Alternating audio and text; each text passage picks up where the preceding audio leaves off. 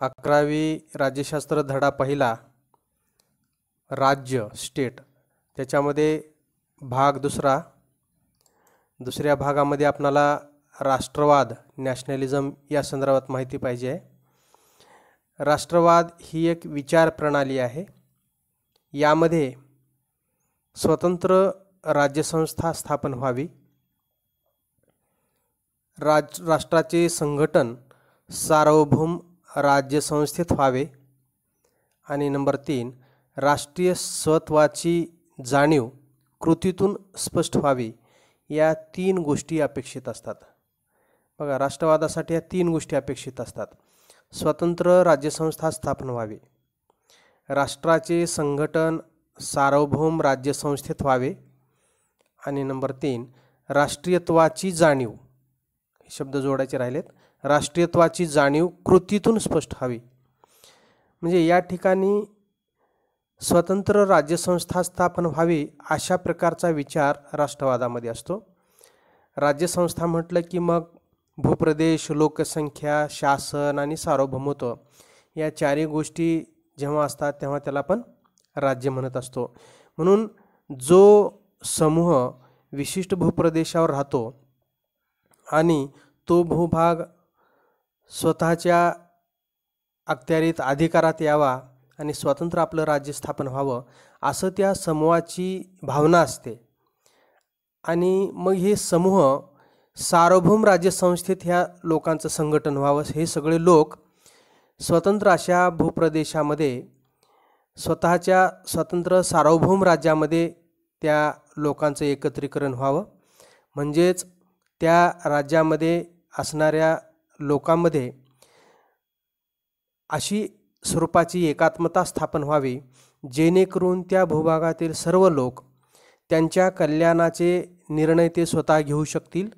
म्हणून अशा स्वरूपाचे राष्ट्राचे संघटन म्हणजे त्या समूहाचे संघटन, त्या समूहामध्ये राहणारा जे लोक आहेत ते त्यांच्यामध्ये भावनिक एकात्मता कोणत्या ठिकाणी व्हावी, सार्वभौम राज्यसंस्थेत व्हावी.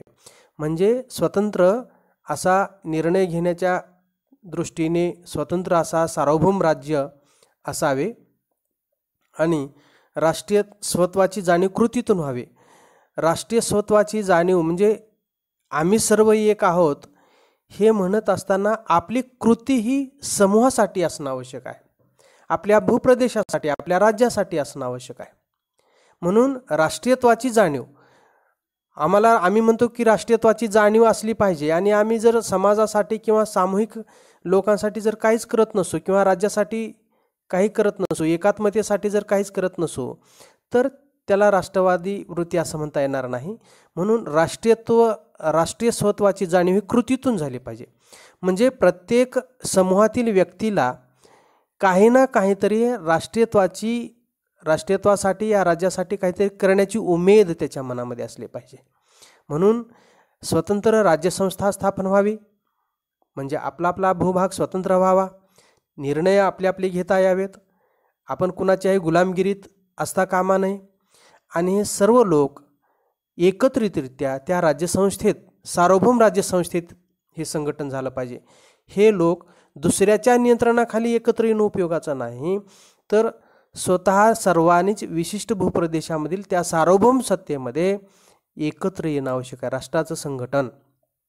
म्हणून त्या समूहामध्ये जी एकजूट आहे ती कुठं झाली पाहिजे, सार्वभौम राज्यसंस्थेत झाले पाहिजे. म्हणजे तो भूप्रदेश आणि त्या भूप्रदेशासंदर्भात निर्णय घेणे आणि स्वतंत्र जीवन जगण्यासाठी त्यांना निर्णय घेता यावेत अशा स्वरूपाने त्या राज्यातल्या लोकांचं सामूहिक संघटन व्हायला पाहिजे. राष्ट्रीय स्वत्वाची जाणीव कृतीतून व्हावी म्हणून समूहातील प्रत्येक व्यक्तीला वाटले पाहिजे की हे राज्य आपलं स्वतंत्र झालं पाहिजे आणि आपण याबद्दल निर्णय घेण्यासाठी स्वतंत्र आणि कुणाच्या दबावाखाली आपण निर्णय न घेता आपणच आपल्या कल्याणाचे कायदे केले पाहिजेत आणि धोरण आखलं पाहिजे. अशा स्वरूपाची प्रत्येकाच्या मनामध्ये काहीतरी राज्याबद्दल करण्याची कृतीची निश्चय असला पाहिजे. या 3 गोष्टी अपेक्षित असतात. राष्ट्रवादामध्ये आपण एक आहोत एवढी भावना पुरेशी नसते, तर आपण इतरांपेक्षा वेगळे आहोत अशी जाणीव व्यक्त व्हावी लागते. ब्रिटिशांच्या राजवटीत भारतीयामध्ये ही भावना जागृत झाली होती. केवळ काही घटकांमधून ऐक्याची भावना किंवा राष्ट्रीयत्वाची भावना निर्माण झाली होती असे नाही, तर आपण ब्रिटिशांचे पेक्षा वेगळे आहोत. ब्रिटिशांपेक्षा वेगळे आहोत. ब्रिटिशांना येथून परत पाठवून आपण आपले सार्वभौम राज्य प्रस्थापित केले पाहिजे अशी भावना निर्माण झाली होती. हीच राष्ट्रवादाची भावना होय. आपल्या राष्ट्रावरचे आत्यंतिक प्रेम म्हणजे राष्ट्रवाद होय. भारताला ब्रिटिश वसाहतवादापासून स्वातंत्र्य हवे होते. भारताला ब्रिटिश वसाहतवादापासून स्वातंत्र्य हवे होते. हा राजकीय स्वयंनिर्णयाचा लढा होता. भारताच्या स्वातंत्र्य लढ्यातून भारतीय राष्ट्रवादाची भावना व्यक्त होत होती. राष्ट्रवाद ही एक प्रकारची राजकीय अस्मिता असते. हे आपल्या राष्ट्रावरचे प्रेम असते. लोक आपल्या राष्ट्राची भावनिक पातळीवर जोडलेली असतात. लोक आपल्या राष्ट्राची भावनिक पातळीवर जोडलेले असतात. या बंधनातून त्यांच्यात स्वतःची ओळख आणि अभिमान निर्माण होतो. म्हणून लोक आपल्या राष्ट्रातील भावनिक पातळीवर जोडलेले असतात. राष्ट्राचे झालेले ते लोक आपल्या राष्ट्रात भावनिक पातळीवर जोडलेले असतात. या बंधनातून त्यांच्यात स्वत्वाची ओळख आणि अभिमान निर्माण होतो आणि आपल्या राष्ट्रासाठी काहीतरी करण्याची प्रेरणा निर्माण होते. या भावनांचे प्रदर्शन आपल्याला अनेक प्रसंगातून दिसून येते. उदाहरणार्थ, आपल्या राष्ट्राच्या क्रिकेट टीमचा जय जयकार करताना, तसेच राष्ट्रगीताच्या वेळी उभे राहताना किंवा युद्धादरम्यान आपल्या सेना दलाला पाठिंबा देताना राष्ट्रवाद हा लोकांना देशाशी राजकीय पातळीवर एकनिष्ठ करणारी शक्ती आहे. म्हणून राष्ट्रवादामध्ये प्रत्येकाला ओळख निर्माण होत असते. स्वतःची ओळख आणि अभिमान निर्माण होतो या बंधनातून. म्हणजे आम्ही भारतीय आहोत, आम्ही हिंदुस्थानी आहोत अशी प्रत्येकाच्या मनामध्ये भावना निर्माण झाली होती. आणि इंग्रजांनी जी त्यांची वसाहत म्हणून भारताचा उपयोग केला होता त्याबद्दल तीव्र विरोध आणि प्रतिकार करण्याची क्षमता या विविधतेतील एकता असणाऱ्या समाजामध्ये निर्माण झाली होती. आणि यांनी एकजुटीने आपल्या राष्ट्रीय भावनेतून आपलं स्वतंत्र राज्य असलं पाहिजे अशा स्वयंनिर्णयाच्या तत्वातून लढा दिला. आणि याच्यातूनच राष्ट्रीयत्वाची भावना दिसून येते की विविधतेत एकता. कारण वेगवेगळे जरी घटक असले तर ते गौण ठरले आणि राज्य निर्माण करण्यासाठी राजकीय स्वरूपाचा लढा देऊन त्या ठिकाणी स्वतंत्र भारत एक राज्य निर्माण केलं गेलं, ते केवळ राष्ट्रवादाच्या भावनेतून. म्हणून अनेकतेतून किंवा विविधतेतून एकता निर्माण होणं हे राजकीय दृष्टिकोनातून जेव्हा असते तेव्हा खऱ्या अर्थाने तो राष्ट्रवाद असतो. म्हणून भारत चीनचं युद्ध असेल किंवा भारत पाकिस्तानच्या संदर्भाचं युद्ध असेल किंवा वेळोवेळी ज्या काही देशात दहशतवादी किंवा इतर घटना घडतात किंवा परक्यांचे छोटे मोठ्या घटना परक्यांकडून घडतात, तेव्हा एकजुटीने भारत आपल्या सैन्याला पाठिंबा देत असतो. त्याचबरोबर जगामध्ये जेव्हा वेगवेगळ्या देशासोबत आपले क्रिकेट चालू असतात तेव्हा भारतीय टीमच्या मागे संपूर्ण भारतीय समाज उभा असतो. आणि राष्ट्रगीताच्या वेळीसुद्धा आपण आपल्या राज्याबद्दलचा स्वाभिमान आपल्या मनामध्ये निर्माण होतो. आणि युद्धादरम्यान आपल्या सैन्य दलाला पाठिंबा देताना सुद्धा राष्ट्रवाद हा लोकांना देशाची राजकीय पातळीवर एकनिष्ठ करणारी शक्ती आहे. म्हणून राजकीय पातळीवर हे राज्य जे आहे, भारताच्या नकाशातली जी भूमी आहे,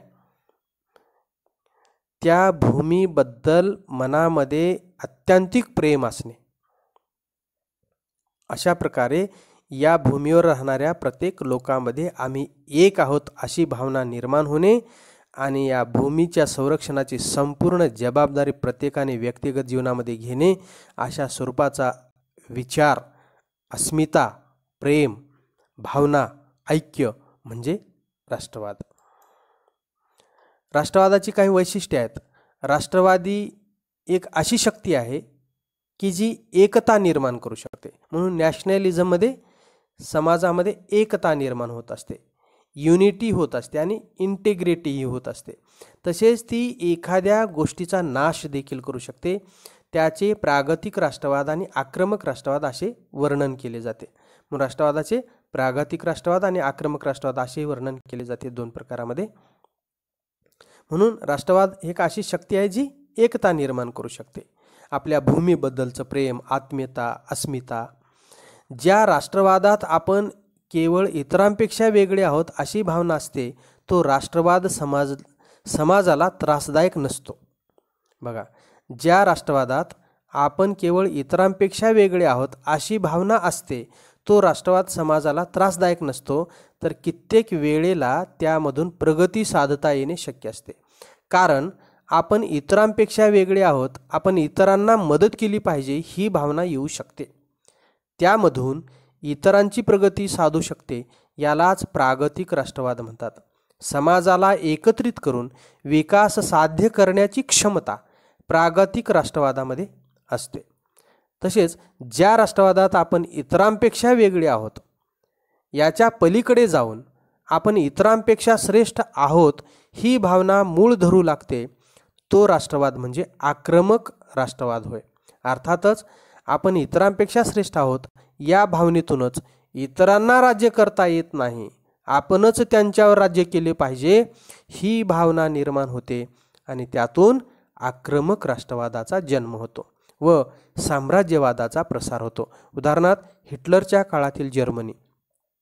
कारण जर्मन वंशाच्या लोकांना वाटत होतं की आपण जगातल्या इतर लोकांपेक्षा वेगळे आहोत आणि इतरांना राज्य करता येणार नाही, त्यांच्यावर आपणच राज्य केलं पाहिजे. त्याच्यानंतर नंबर 2, राष्ट्रवाद हा साम्राज्यवाद किंवा वसाहतवादाविरोधी असतो. कोणाच्याही क्षेत्रावर परकीय ताबा असण्याच्या तो विरोधात असतो. बघा, राष्ट्रवाद हा साम्राज्यवाद किंवा वसाहतवादाविरोधी असतो.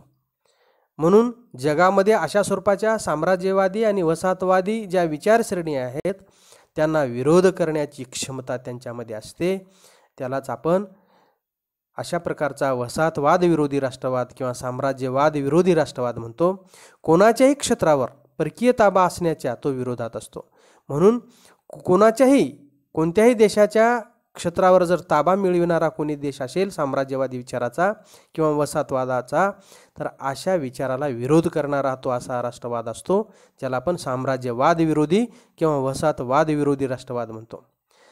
तो मान्य करत नाही कोणाच्या क्षेत्रावर परकीय ताबा मिळवण्याचा. म्हणून जो कोणी परकीय क्षेत्रावर कोणाच्या देशावर ताबा मिळवेल, कोणाच्या भूक्षेत्रावर ताबा मिळवेल, त्याच्या तो विरोधात असतो. जगातील स्वातंत्र्याचे लढे या संकल्पनेतून निर्माण होताना दिसून येतात. राष्ट्रवाद हा स्वयंनिर्णयाच्या हक्काचा पुरस्कार करतो. म्हणून जगामध्ये जेवढे काही लढे झाले ते साम्राज्यवाद विरोधी आणि वसाहतवाद विरोधी निर्माण झाले होते. कारण कोणी जर साम्राज्यवादी विचारसरणी किंवा वसाहतवादी विचारसरणी एखाद्या देशाच्या भूक्षेत्रावर जर ताबा मिळवत असेल, तर त्या भूक्षेत्रातील सामूहिकरित्या लोक एकत्र येऊन त्या ठिकाणी विरोध करत असत, लढा देत असत आणि त्यांच्यात राष्ट्रीयत्वाची भावना, आम्ही एक आहोत सगळे, आम्ही दुसऱ्याला इथे येऊ देणार नाही, अशा स्वरूपाची भावना त्यांच्यात निर्माण होत होती. म्हणून असा हा राष्ट्रवाद स्वयंनिर्णयाच्या हक्काचा पुरस्कार करतो. म्हणून ह्या सामूहिक गटाला किंवा ह्या समूहाला कोणाच्या सार्वभौम सत्तेत राहायचे किंवा कोणत्या व्यवस्थेत राहायचे, कोणत्या देशात राहायचे, कोणत्या लोकशाहीमध्ये राहायचे का हुकुमशाहीमध्ये राहायचे किंवा कोणत्या राज्याच्या नियंत्रणाखाली राहायचे किंवा स्वतःची स्वतंत्र सार्वभौम सत्ता निर्माण करायचे, हा ठरवण्याचा त्यांचा अधिकार आहे. म्हणून अशा स्वरूपाचा हा राष्ट्रवाद स्वयंनिर्णयाच्या हक्काचा पुरस्कार करतो. म्हणून त्याच भूप्रदेशातील लोकांनी एकत्रितरित्या येऊन ठरवायचं आहे की आपणाला स्वतंत्र राज्य पाहिजे का आपणाला दुसऱ्या राज्याच्या नियंत्रणाखाली राहायचे. हा संपूर्ण निर्णय घेण्याचा अधिकार म्हणजे स्वयंनिर्णयाचा अधिकार जो वुड्रो विल्सन यांनी मांडलेला आहे. म्हणून अशा प्रकारचा राष्ट्रवाद हा स्वयंनिर्णयाच्या हक्काचा पुरस्कार करतो. राष्ट्रवाद विविधतेला प्रोत्साहन देऊ शकतो. जसे की भारतातला राष्ट्रवाद विविधतेतील एकता. भारतात धार्मिक, वांशिक, भाषिक, प्रादेशिक इत्यादीची विविधता दिसून येते. तरीही आपण भारतीय राष्ट्रवादाबाबत बोलतो. विविधतेत एकता हा भारताच्या राष्ट्रवादाचा गाभा आहे. म्हणून भारताचा राष्ट्रवाद विविधतेला प्रोत्साहन देऊ शकतो. राष्ट्रवाद हा साम्राज्यवाद किंवा वसाहतवाद विरोधी असतो. राष्ट्रवादी ही एक अशी शक्ती आहे की जी एकता निर्माण करू शकते. बघा, 3 वैशिष्ट्ये आहेत. राष्ट्रवादी एक अशी शक्ती आहे की जी एकता निर्माण करू शकते. राष्ट्रवाद हा साम्राज्यवाद किंवा वसाहतवाद विरोधी असतो आणि राष्ट्रवाद विविधतेला प्रोत्साहन देऊ शकतो. म्हणून भारतातील जे काही जनसमूह आहे किंवा व्यक्तिसमूह आहे तो विविधतेत एकात्मता निर्माण झालेला आहे, कारण राजकीय दृष्टीने प्रेरित झालेला हा समाज होता. आणि या विविधतेत वेगवेगळ्या धर्माच्या, वंशाच्या, भाषेच्या आणि प्रदेशाच्या भागातील लोकांना आम्ही एक आहोत अशी आत्मिक भावना निर्माण झाली आणि आमचं एक स्वतंत्र सार्वभौम राज्य असलं पाहिजे अशी त्यांची भावना निर्माण होऊन एकजुटीने त्यांनी साम्राज्यवादाला आणि वसाहतवादाला विरोध करून 15 ऑगस्ट 1947ला एक स्वतंत्र राज्य निर्माण केलं आणि सार्वभौम राज्य घटना निर्माण करून सार्वभौम प्रजासत्ताक गणराज्य निर्माण केलं. म्हणून विविधतेत एकता. अन्यथा अशा वेगवेगळ्या धर्माच्या, वंशाच्या, भाषिक, प्रादेशिक वेगवेगळेपण असलेल्या लोकांनी वेगवेगळं व्हायला काही प्रॉब्लेम नव्हता, परंतु आमचा इतिहास एक आहे. आम्ही सगळे पुरातन काळापासून गुण्यागोविंदाने राहतो. अनेक आलेल्या परकीयांना आम्ही विरोध करून आमचं राज्य स्थापन केलेलं आहे किंवा आमचं राज्य वाचवलेलं आहे. आणि आता जर कोणी आमचं साम्राज्य तर कोणी विस्तार करत असेल, आमच्या राज्यामध्ये येऊन आम्हाला गुलामगिरी ठेवण्याचा प्रयत्न करत असेल, तर आमचे हे सगळे बाबी जे आहे त्या गौण समजून आमचा भूप्रदेश आणि आमची सार्वभौम सत्ता स्वतंत्र झाली पाहिजे अशी आमची भावनिक एकात्मता निर्माण होते. आणि हे बाकीचे विषय गौण ठरतात. आमचा धर्म, आमचा वंश, आमची भाषा हे सगळे घटक हे गौण ठरतात आणि आम्ही भारतीय आहोत आणि आमचा हा भूप्रदेश स्वतंत्र एक सार्वभौम सत्ता निर्माण झाला पाहिजे अशी एकच भावना निर्माण होते. आणि म्हणून राष्ट्रवादामध्ये विविधतेला प्रोत्साहन मिळू शकते. त्याच्यानंतर राष्ट्रवादाचे राजकीय दृष्टिकोनातून वेगवेगळे प्रकार दिसून येतात. ते खालीलप्रमाणे आहेत. नंबर 1, उदारमतवादी राष्ट्रवाद. बघा, राष्ट्रवादाचे 4 प्रकार आहेत या ठिकाणी. उदारमतवादी राष्ट्रवाद. उदारमतवादी राष्ट्रवादाचा उगम हा फ्रेंच राज्यक्रांतीत झाला. राष्ट्राध्यक्ष वुड्रो विल्सन यांच्या 14 मुद्द्यांमध्ये देखील हा दिसून येतो. राष्ट्र आणि सार्वभौमत्वाची सांगड राष्ट्रवाद घालून देतो. राष्ट्र आणि सार्वभौमत्वाची सांगड म्हणजे आमचं स्वतंत्र राज्य असलं पाहिजे, ही सार्वभौमत्व झालं. आणि राष्ट्र आम्ही त्याच्यासाठी सगळे लोक एकत्र आलेले आहोत, आम्ही एक आहोत अशी भावना, एकजुटीची भावना राजकीय दृष्टिकोनातून प्रेरित होते. आणि म्हणून राष्ट्र आणि सार्वभौमत्वाची सांगड या राष्ट्रवादात घातली जाते. म्हणून नॅशनॅलिझम भूप्रदेश स्वतंत्र करण्यासाठी किंवा मिळालेला भूप्रदेश टिकून राहण्यासाठी आम्ही त्या भूभागातील सर्व लोक एकजुटीने एकात्मतेने राहणं, अशा स्वरूपाचा उदारमतवादी राष्ट्रवाद. प्रत्येक राष्ट्राला स्वातंत्र्य आणि सार्वभौमत्वाचा अधिकार आहे. म्हणून त्या भूप्रदेशात राहणारा जो समूह आहे त्या समूहाला स्वतंत्र आणि सार्वभौम राज्य असण्याचा अधिकार आहे. म्हणून ते ठरवू शकतील की त्या भूप्रदेशातील लोक आपला स्वतंत्र भूप्रदेश पाहिजे, आपापलं शासन पाहिजे आणि आपणच आपल्याबद्दलचे ध्येय धोरण ठरवलं पाहिजे, अशा स्वरूपाचा अधिकार हा उदारमतवादी राष्ट्रवाद मानतो. त्याच्यानंतर परंपरावादी राष्ट्रवाद. हा राष्ट्रवाद समाजाला अंतर्मुख करणारा आहे. म्हणजे परंपरावादी राष्ट्रवाद जो आहे पुरातन काळापासून समाजामध्ये असलेला एक स्वाभाविक गुणधर्म की आपण पुरातन काळापासून भलेही विविध धर्माचे, वंशाचे जरी लोक असलो तर आम्ही पिढ्यानपिढ्या आम्ही एकमेकाला पाहतो की आम्ही सगळे गुण्यागोविंदाने या ठिकाणी राहतो आणि आमच्यामध्ये बंधुत्वाची भावना आहे, एकात्मतेची भावना आहे, प्रेमाची भावना आहे, अस्मितेची भावना आहे, एकात्मतेची भावना आहे पिढ्यानपिढ्या. म्हणून आम्ही आमच्यामधला जो काही समाज आहे तो राष्ट्र आणि समाज याचे संबंध अतिशय जवळचे आहेत असे तो मानतो. म्हणून हा समाज जो आहे तो भावनिकदृष्ट्या एकच आहे. आम्ही कधी भेदाभेद केला नाही किंवा आमच्यामध्ये कधी दुरावा निर्माण झाला नाही. अशा स्वरूपाचा वेगवेगळ्या धर्मातील, वेगवेगळ्या वंशातील लोकांनी एकत्र येऊन शांततेने आणि त्या भूभागावर एकात्मतेने प्रेम करून असा राहणारा जो समाज आहे तो परंपरावादी राष्ट्रवाद आहे. राष्ट्र आणि समाज यांचे संबंध अतिशय जवळचे आहेत असे तो मानतो. स्वदेशाभिमानाला हा राष्ट्रवाद खूप महत्त्व देतो. म्हणून ज्या भूमीवर आपण राहतो, भली कोणत्याही धर्माचे, वंशाचे किंवा भाषेचे, जातीचे असलो तरी समान भूप्रदेशावर राहणारे आपण, या मातीतील अन्न आपण खातो. म्हणून या भूप्रदेशाला आपण भारत माता किंवा पितृभूमी किंवा मातृभूमी नावाने संबोधतो आणि याच्यासाठी आपला जीव द्यायला तयार असतो. म्हणून अशा स्वरूपाने स्वदेशाभिमानाला या परंपरावादी राष्ट्रवादामध्ये महत्त्व आहे. कारण परंपरावादी राष्ट्रवादामध्ये राष्ट्र आणि समाज याचे संबंध अतिशय जवळचे असतात आणि पुरातन काळापासून वेगवेगळ्या धर्माचे लोक एक परमत सहिष्णुता, परधर्म सहिष्णुताचा विचार करून ते एकात्मतेने राहत असतात. नंबर 3, प्रसारवादी राष्ट्रवाद. हा राष्ट्रवाद आक्रमक स्वरूपाचा असतो. राष्ट्रीय गौरवासाठी राष्ट्रीय आक्रमक होतात आणि साम्राज्य निर्माण करण्याचा प्रयत्न करतात. वसाहतवाद हे प्रसारवादी राष्ट्रवादाचे एक उदाहरण आहे. म्हणून ज्या ज्या देशांनी आपल्या राज्याचा भौगोलिक विस्तार करायचं ठरवलं, त्या त्या अशा साम्राज्यवादी आणि वसाहतवादी स्वरूपाचा विचार घेऊन विचार बाळगणारे जे राष्ट्र आहेत त्याला आपण प्रसारवादी राष्ट्रवाद, जसं की इंग्रजांचा राष्ट्रवाद प्रसारवादी राष्ट्रवाद, जर्मनीचा राष्ट्रवाद प्रसारवादी राष्ट्रवाद.